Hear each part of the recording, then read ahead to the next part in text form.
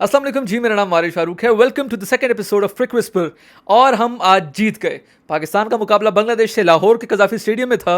Asia cup का जो है वो आखिरी मैच जो कि कज़ाफ़ी स्टेडियम और पाकिस्तान में होना था, और पाकिस्तान ने कन्विंसिंगली हराया अपनी बांग्लादेश के मेहमानों को। आज पाकिस्तान की एक मास्टर क्लास बॉलिंग के सामने बांग्लादेश के batsman, to be very honest, बहुत बेबस नज़र आए। आज इस मैच के बारे में बात करेंगे कि हम लोगों की बॉलिंग ने किस तरह से परफॉर्म किया, बैटिंग ने किस तरह से परफॉर्म किया, और आगे का हम लोगों का क्या लाएमल हो सकता है। लेकिन सबसे पहले मैं आप सबका शुक्रिया अदा करना चाहूँगा कि मेरी first episode of Cric Whisper जो थी उसको आप लोगों ने बहुत प्यार दिया और मुझे बहुत हौसला मिला उससे, और मैं इसी वजह से आज ये दूसरी वीडियो जो है बना रहा हूँ। तो शुरू करते हैं आज की वीडियो। सबसे पहले तो पाकिस्तान की बॉलिंग को तो मैं शाबाश देना चाहूँगा, लाइक तालियों के लिए बजाना चाहूँगा। इतनी क्लासिक्स फास्ट बॉलिंग है पाकिस्तान की, और they showed like total strength today at Gaddafi stadium. जिस तरह से पाकिस्तान ने बांग्लादेश को आउट क्लास किया, 194 रन्स पे पूरी टीम को ढेर, पूरी टीम पवेलियन लौट गई थी। और ये ग्राउंड वो है जिसके ऊपर कल 39 ओवर्स में अफ़गानिस्तान की टीम ने ऑलमोस्ट 300 रन्स बना लिए थे। और ये ग्राउंड लाहौर का जो कज़ाफ़ी स्टेडियम है, ये मशहूर है अपने बड़े बड़े स्कोर्स के लिए। और पाकिस्तान में पिछले चंद अरसे में जिस तरह की विकेट्स बन रही हैं, बैट्समैन के लिए ये पैराडाइज समझी जाती है। लेकिन पहली बॉल से ही जिस तरह से हमारे शाहीन शाह अफरीदी ने जिस तरह से बॉलिंग की और जिस तरह से वो स्विंग कर रहे थे, उससे पता चल रहा था कि ये पिच का कमाल कोई नहीं होता, ये बॉलर के आर्ट का कमाल होता है। अल्लाह ताला ने अगर बॉलर के हाथ में टैलेंट दिया हुआ है तो वो किसी भी पिच पे बॉल को स्विंग कर सकता है। और आज शाहीन शाह अफरीदी ने बिल्कुल उसी तरह की एक एग्जाम्पल दी। शाहीन शाह के साथ साथ जो पाकिस्तान के यंग गन जो हैं, Naseem Shah, I must say I am a big fan of his. Naseem Shah is such a good find for Pakistan and Pakistan cricket. जिस तरह से वो नसीम शाह जो है शाहीन शाह अफरीदी का साथ देते हैं हमेशा से, और इस मैच में भी जिस तरह से उन्होंने साथ दिया, it was commendable. Although he got a tad bit injured too, और वो मैं जब देख रहा था मैंने कहा था या अल्लाह, चलो जी, इंजर्ड हो गया। आगे इंडिया के साथ मैचेस भी आ रहे हैं, फाइनल में अगर हम क्वालिफाई हुए तो वो भी आ रहा है, और आगे वर्ल्ड कप भी आ रहा है। तो अगर नसीम शाह इंजर्ड हो गया तो वो पाकिस्तान का जो ट्रियो है बॉलिंग का, वो जो है वो डिस्टर्ब हो जाएगा। और आपको पता है जब मोमेंटम टूट जाए तो फिर थोड़ी सी प्रॉब्लम होती है। लेकिन luckily he was back after a few minutes, और उन्होंने उसके बाद बॉलिंग भी की and he bowled quite well. तो ये स्केल जो था वो हम लोग उससे जो है वो बचे। तो काफ़ी अच्छी बॉलिंग उनकी तरफ से भी की गई।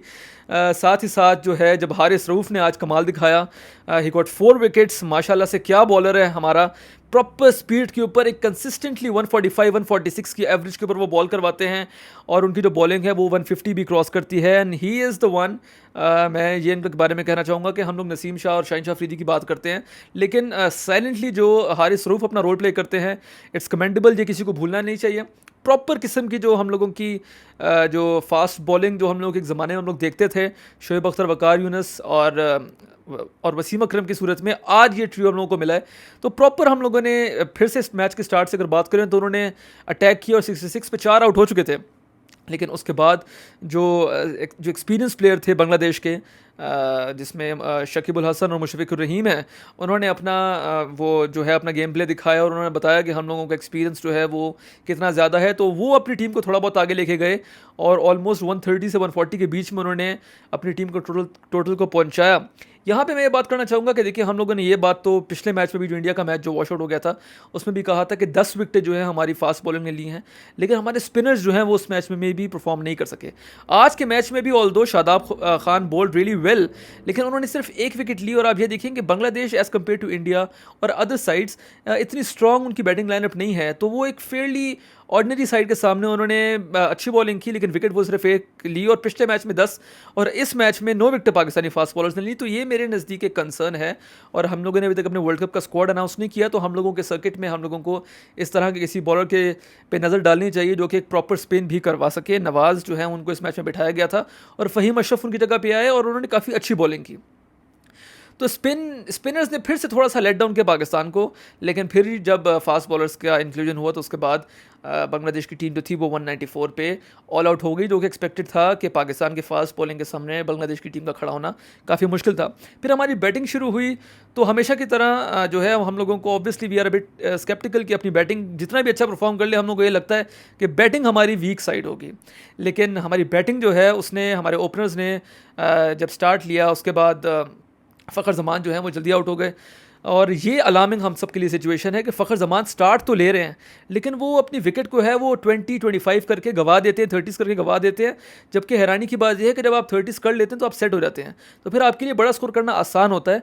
तो पिछली कई इनिंग्स हम लोगों ने देखा है कि फ़खर जमान जो है he is not performing up to the level, up to his level, to be honest.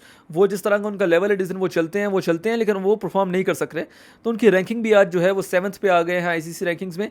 इस चीज़ को हम सबको देखना पड़ेगा। ऑल्दो आई वोंट सजेस्ट कि फ़खर जमान को टीम से जो है वो ड्रॉप किया जाए, क्योंकि Fakhar Zaman is such a special player for Pakistan कि जिस दिन वो चल गए वो चलते हैं, और ऐसे प्लेयर स्पेशल होते हैं। उनको कॉन्फिडेंस देना चाहिए। वो 20-30s कर रहे हैं, which is not a bad score for an opener, लेकिन उनको थोड़ा सा और कॉन्फिडेंस दें ताकि वो इस अपने स्टार्ट को जो है वो कन्वर्ट कर सके इनटू बिग स्कोर। तो ये चीज़ें जो है हम लोगों को माइंड में रखनी चाहिए। और Imam ul Haq, what a player he is.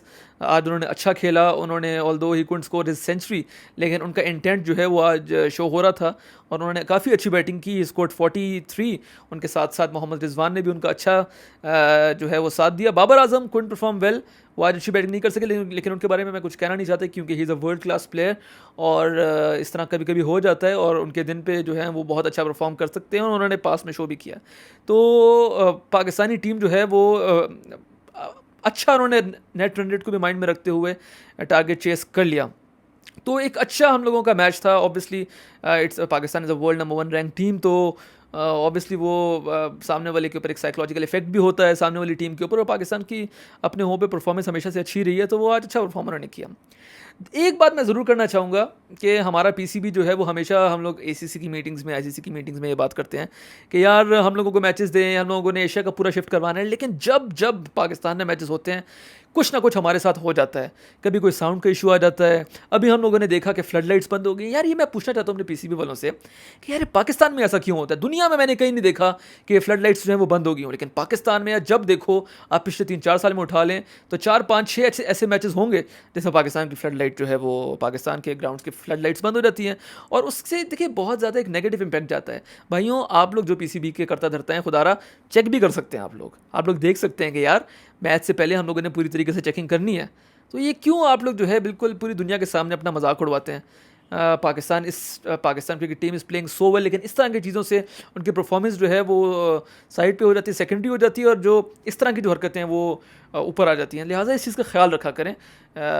Pakistan का नाम जो है बड़ी मुश्किल से इंटरनेशनल अरीना में फिर से इस्टेब्लिश हुआ है, तो उसको इन चीज़ों की वजह से जो है वो ख़राब करने की कोशिश ना करें। और प्लीज़ ये बड़ी छोटी छोटी चीज़ें हैं, ये टेक्निकल स्टाफ अगर किसी और मुल्क में इस तरह का होता तो वो अभी तक उनको कहते कि आप रिपोर्ट दें या उनको फायर कर चुके होते हैं। तो ये चीज़ें हैं, हम लोग को माइंड में रखनी चाहिए। लेकिन overall the performance of Pakistan cricket team was amazing. Pakistan really played well. अपने पोटेंशियल जो है पाकिस्तान की बॉलिंग ने पूरा दिखाया।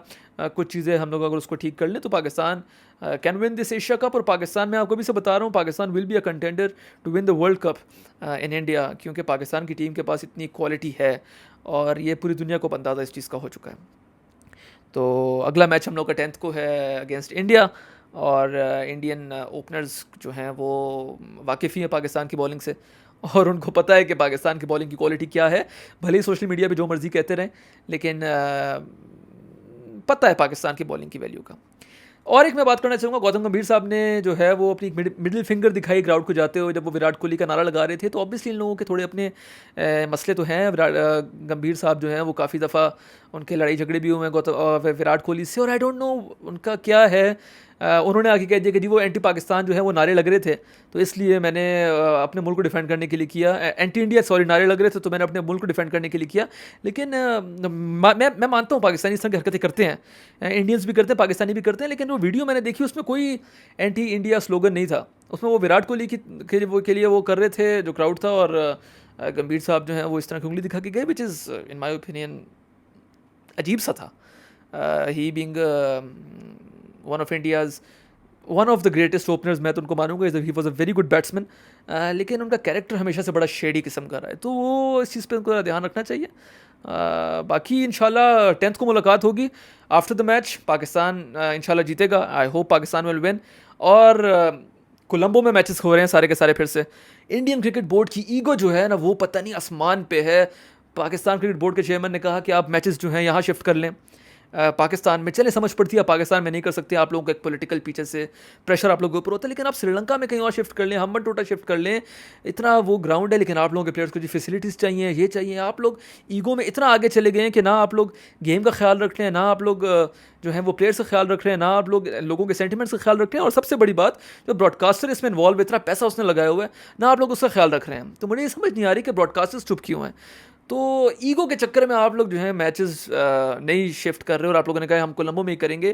तो आई जस्ट होप कि वो गेम हो, दोनों मुल्कों की जो कौमें हैं वो और पूरी दुनिया उस मैच को देख रही होती है, तो फिर से बारिश की नज़र मैच ना हो, और इंशाल्लाह फिर 10th को मुलाकात होगी, and I hope Pakistan pledge well. आज की मैच के लिए मैं पूरी कौम को मुबारकबाद देना चाहता हूँ, और इंशाल्लाह 10th दिसंबर को एक और एपिसोड के साथ मुलाकात होगी। बहुत शुक्रिया।